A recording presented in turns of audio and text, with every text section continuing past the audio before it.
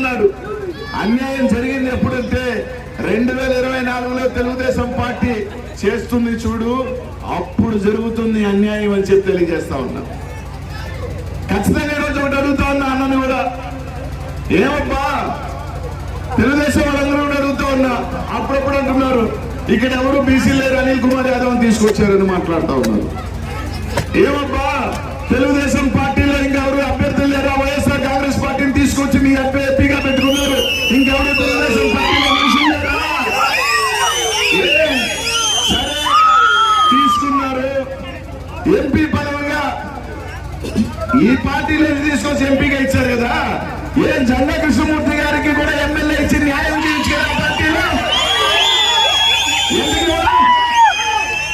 మాట్లాడుతున్న తెలుగుదేశం పార్టీలు అందరికీ అడుగుతా ఉన్నప్పుడు అక్కడి నుంచి తీసుకొని ఎంపీని మా పార్టీలో జనాలు గెలిపించిన ఎంపీని తీసుకొని మీరు టికెట్ ఇవ్వగా జంగా కృష్ణమూర్తిని తీసుకున్నారు కదా, మీరు ఎందుకు ఎమ్మెల్యే టికెట్ ఇవ్వరా?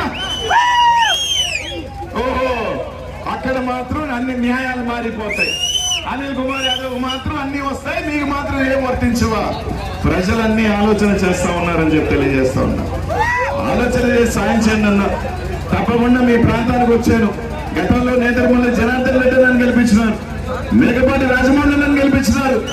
ఈ రోజు బీసీ బిడ్డగా ఈ రోజు ఇక్కడికి వచ్చాను. మీరు దీవించమని ఆశీర్వించమని కోరుతా ఉన్నా ప్రతి ఒక్కరిని కూడా. ఈ రోజు జగన్మోహన్ రెడ్డి గారి ఉమ్మడి గుంటూరు జిల్లాలో 3 ఎమ్మెల్సీలకి బీసీలు ఇచ్చాడు. యాదవ్ సోదరు గారు జంగానికి ఇచ్చాడు, వడిరాజులకి యశ్వత్రమణకి ఇచ్చాడు, చేనేతకి సంబంధించి ఒక ఎమ్మెల్సీ ఇచ్చాడు. ఈ రోజు 3 ఎమ్మెల్యేలు ఇచ్చాడు, ఒక ఎంపీ ఇచ్చాడు. తెలుగుదేశం పార్టీ ఏమి ఇచ్చింది? 0 ఎమ్మెల్సీ, కేవలం ఒకే ఒక ఎమ్మెల్యే ఇచ్చింది. ఎవరు బీసీల పక్కన చేసే వ్యక్తి ఎవరు అన్నది ఒక్కసారి ఆలోచన చేయమని మాత్రం మిమ్మల్ని అందరినీ కూడా అడుగుతా ఉన్నా. సాయం చేయలే ప్రతి ఒక్కరిని కూడా దీవించి మీ ఆశీస్సులు దీవెనలు ఇవ్వండి. నాకు కాసుమాషన్నకి రేపు రాబోయే ఎన్నికల్లో మంచి మెజార్టీతో గెలిపించమని ఆలోచన చేసి ఓటు వేసి సాయం చేయండి మాత్రం అందరినీ కూడా కోరుతా ఉన్నాను. ప్రతి ఒక్కరు కూడా రాబోయే ఎన్నికల్లో కేవలం 20 రోజులు మాత్రమే ఉంది. ఈ 20 రోజులు అందరికీ కూడా చెప్పండి, జగన్మోహన్ రెడ్డి గారు వస్తే ఇంకా సంక్షేమం ఇంకా ముందుకు వెళ్తుందని చెప్పి తెలియజేయండి. కాబట్టి మిమ్మల్ని అందరినీ కూడా ఇక్కడ నాకు చెల్లెమ్మలకి అన్నతమ్మల్ని అందరినీ కూడా పేరున కూడా మనస్ఫూర్తిగా కూడా కోరుతూ 2 చేతులు జోడించి మనస్ఫూర్తిగా అడుగుతా ఉన్నాను, సోంచి అడుగుతా ఉన్నానన్నా. 2 రోజులు కూడా ప్రాణభూతులుగా ఓటు వేయండి.